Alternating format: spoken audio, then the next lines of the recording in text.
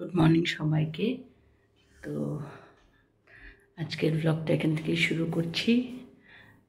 তো সকাল সকাল উঠে গেলাম, বাজে এখন 5:30। তারপরে মেয়ের এখন আমি টিফিন বানাবো। তো চলো তোমাদেরকে একটু ঠাকুরের দর্শন করাই সকাল সকাল।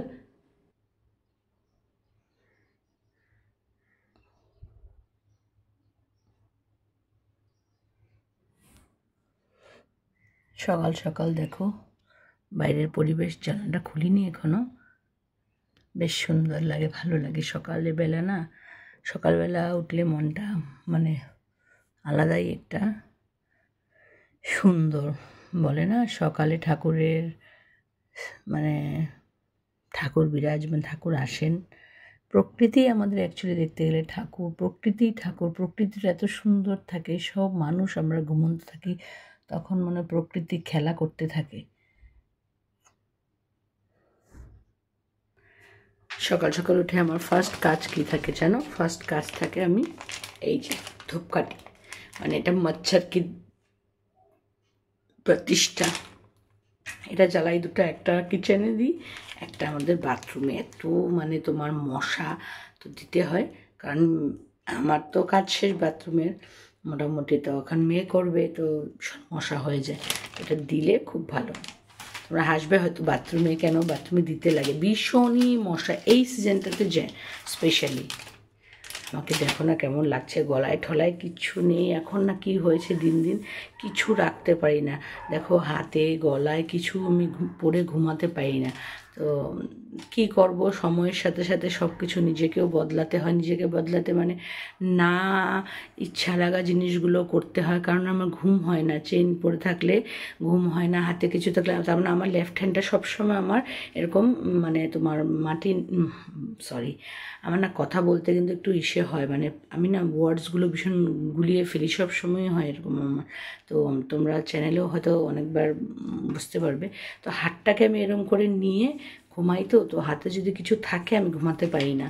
এই জন্য আমার হাতের থেকেও জিনিসটা হলো। আমরা সব ম্যাক্সিমাম টাইম দেখবে আমার রাইট হ্যান্ডে কিছু পরা থাকে, যেমন রাইট হ্যান্ডে আমার শাখা বা রাইট হ্যান্ডে চুড়ি পরা থাকে, কিন্তু লেফটটা আমার ম্যাক্সিমাম টাইম খালি থাকে, বা একটা ডে টাইমে আমি একটা চুড়ি পরে রাখি। কিন্তু এখন আমি পারি না লেফট হ্যান্ডে মানে ক্যারি করতে কিছু। তো এই জন্য ম্যাক্সিমাম টাইম কী হয়, খালি থাকে।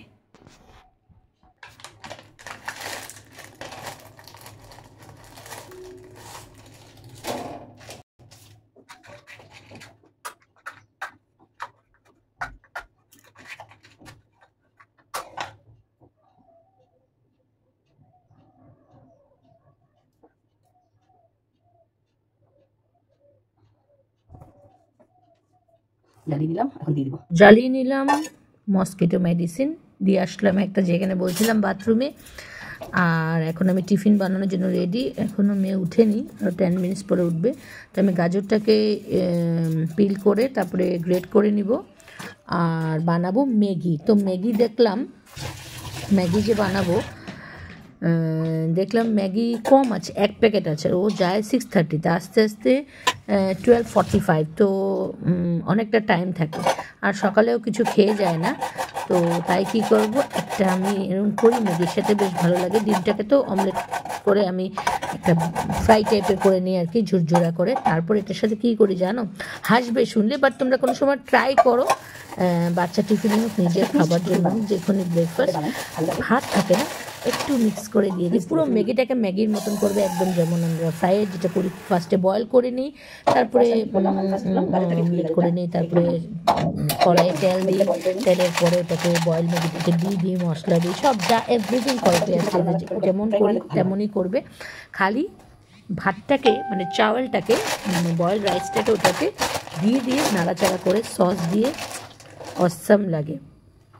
তো আমার মেয়ে বলবে কিরম লেগেছিল আজকে টিফিনটা, খেতে বলে দে তো। বহুত ভালো লেগেছে। অ্যাকচুয়ালি বুঝাই যায় না যে মানে লাইক ওখানে ভাত দিয়েছে, লাইক ম্যাগির সাথে পুরো মিক্স হয়ে গেছে, বহুত টেস্টি হয়েছিল।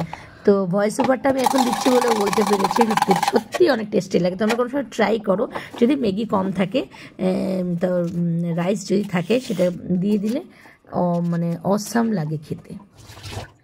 তো এই আমি বানাচ্ছি, একটু টাইম লাগবে। তারপরে মেয়ে উঠছে, ওর বাবা বলল যে উঠে যা, তো উঠে গেল। তারপরে উঠে ব্রাশ ট্রাশ করে ও রেডি হচ্ছে। আর এই আমার রেডি টিফিন, দেখো বোঝা যাচ্ছে এটাতে রাইস আছে, বাট খেলে বোঝা যায়। ঠিক আছে, এই আমার হাজব্যান্ড ঠাকুরের নাম নিচ্ছে। তো সকাল সকাল ঠাকুরের নাম। মেয়েও রেডি হয়ে গেল, মেয়েকে চুল বেঁধে দিলাম। এখন ওর বাবা জুতা পরাচ্ছে, তো ব্লেজারটা পরে চলে যাবে। তো বাই বাই দিলাম, সেটা ওখানেই আছে ভিডিওতে। এখন তো আমি ভয়েস ওভার দিচ্ছি। তো মেয়ে চলে গেল, পুরো 6:30 বাজে ঘড়িতে মেয়ে তখন চলে যায়। তো মেয়ে যাওয়ার পরে একটু সময় পরে আমি অষ্টবৃদ্ধি করে বাকি ওষুধ টষুধ খেয়ে চা বানিয়ে রুটি বানিয়ে ব্রেকফাস্টের জন্য চা খাবে, সরি বিস্কিট খায়। রুটি দুটাই বানিয়েছি, আমার মিস্টার তো যতই রুটি বানাও তো বিস্কিট দিয়ে চা খায়। তো ভাবলাম কেন এখন আমি রুটি বেকার আরো 4টা বানালেও সেম রুটিকে 5টা বানাবো, ও বিস্কিট দিয়ে বেশি পছন্দ করে চাটা খাওয়া। চা বানিয়ে এদিকে মাছ আর আসছিল, এই ছোট মাছগুলো এই সিজনে ওঠে আর কি। অনেক মাছ আর আসে আর আমি জোরে জোরে চিৎকার করে কি মাছ বলতে থাকি। মাছগুলো বোয়াল, রুই, কাতলা, পাবদা, চিংড়ি, এগুলো খেতে মানে মোটামুটি আমাদের খাওয়া হয়, কিন্তু এই মাছটা আমাদের পুরো বছরে খাওয়া হয় না। এই মাছটা এই সিজনে বেশি ভালো পাওয়া যায়। তার কারণ হলো প্রত্যেকটা মাছ জ্যান্ত থাকে, আর জ্যান্ত মাছ খেতে কিন্তু অনেক টেস্টি, প্লাস শরীরের জন্য অনেক বেশি ভালো। এখানে ভাঙর আছে, কাতলার বাচ্চা, রুইয়ের বাচ্চা, সবকিছুই আছে। অনেকটা মাছ, ঘরের মাছ তো কেটে দেয় নাই, আমাকে কাটতে হবে। এখানে তোমার আছে 750 গ্রামস, মানে মোটামুটি 250 গ্রামসের অল্প কম 1 কিলো আছে। তো এই যে মাছ কাটতে বসে গেছি, আমি কিন্তু মাছ কাটতে পারি, কিন্তু এতগুলো মাছ কাটতে পুরো 1 ঘন্টা লেগেছে আমার। 1 ঘন্টাতে আমি মাছটা কেটে সেরে ধুয়ে উঠলাম। ঠিক আছে, এত মাছ কাটা যায় না, কিন্তু সত্যি জানি না আমি আজকে আমার ভিডিওটা কত বড় হবে। চেষ্টা করছি একটু বড় করে এখন থেকে ভিডিও দেওয়ার, মানে ব্লগগুলো করার। আস্তে আস্তে করে আমি শিখছি কীভাবে ক্যামেরা রাখতে হয় কি না, এখনও ভালো করে আমি জানি না পজিশনগুলো। তো এখন আমি মাছ রান্না করব। এখন প্রথমে আমি একটা মূলার ঘন্ট করবো পেঁয়াজ দিয়ে, ওটা করে নিচ্ছি। করার পরে এখন কিন্তু আমার ক্যামেরাম্যান অল্প সময়ের জন্য আমার মিস্টার ছিল, তো করে বাবা পেঁয়াজ দিয়ে তোমার একটা মূলোর বটি করি, এটা তোমরাও ট্রাই করবে পেঁয়াজ দিয়ে।